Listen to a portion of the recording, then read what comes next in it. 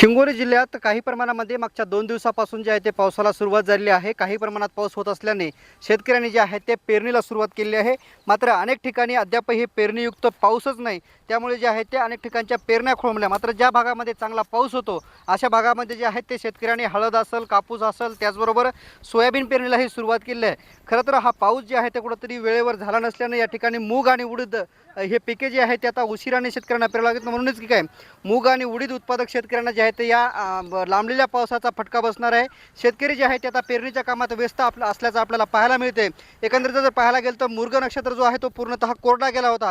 मात्र मृग नक्षत्र कोरडा गेल्यानंतर हिंगोली जिल्ह्यात जूनच्या शेवटच्या आठवड्यामध्ये काहीच प्रमाणात जे आहे ते पावसाला सुरुवात झाली आणि याच झालेल्या पावसाच्या सुरुवातीवर जे आहे ते शेतकऱ्यांनी पेरणीला सुरुवात केलेली आहे। आपल्यासोबत काही शेतकरी आहेत, आपण त्यांच्याशी बातचीत करणार आहेत। काय सांगाल, पेरणीला सुरुवात केली? पेरणीला तर सुरुवात केली, परंतु फारसा समाधानकारक पाऊस नाही। पण स्वतःच्या हिमतीवर काहीतरी आता करावं लागतं आहे, म्हणून ही पेरणी चालू आहे। सकल भागात थोडंसं पाणीची त्याच्यामुळं पेरणी करतो आहे, पण असा समाधानकारक पाऊस आणखी पेरणी वगैरे झालेली नाही। पण आता थांबणार तरी किती दिवस, म्हणून पेरणीला सुरुवात केली। आता शेतकरी जे आहे ते पेरणी करतायत, मात्र खतं बी बियाणे मिळतात का शेतकऱ्यांना? तर याच वेळेस नाही, बहुतेक फार 5-10 वर्षापासून वेळेवर काहीच भेटत नाही, खतं भेटतच नाही। गव्हाची पेरणी असताना युरिया भेटत नाही, आता DAP भेटत नाही। आम्ही तर दाणेदार सुपर फॉस्फेट पेरणी करतोय। सरकारनं कर्जमुक्ती दिली, कर्जमाफी घोषणा केलेली आहे। कर्जमाफी संदर्भात तुम्हाला काही बँकेचे अधिकारी किंवा बँकेचे मेसेज काही येत आहेत का? नाही, कोणताही मेसेज आले नाही। आणि कर्जमाफीसुद्धा कशी होते आणि कोणत्या प्रकारे होईल याचं काही आणखी क्लिअर काहीच करण्यात आलेलं नाही। त्यामुळे सरकारकडून तर फार अपेक्षा नाहीत, आता निसर्गाकडूनच अपेक्षा आहेत। का सरकारकडल्या अपेक्षा का सोडल्या तुम्ही? काय सर, आता माझं वय आहे जवळजवळ 55 वर्ष, 30 वर्षापासून शेती करतोय।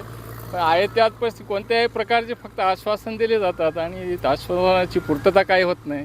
शेतीमालाला भाव ज्यावेळेस आमच्याकडे असतात, आता सोयाबीनचे भाव 6,000च्या वर गेलेत, आम्ही 4,000च्या खाली विकलेलं आहे सोयाबीन। त्याच्यामुळं अपेक्षा ठेवणं फार मोठा हे वाटायला आता।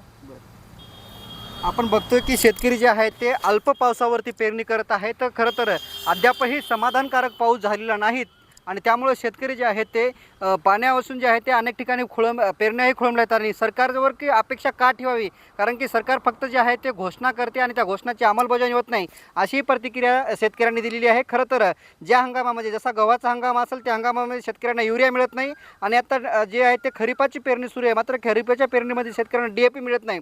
त्यामुळेच की काय शेतकऱ्यांनी कुठेतरी सरकारवरती नाराजी व्यक्त केल्याचं आपल्याला पाहायला मिळत आहे। कॅमेरामन साईनाथ शिंदेसह मी रमेश चेंडके, TV9 मराठी, कळमनुरी, हिंगोली।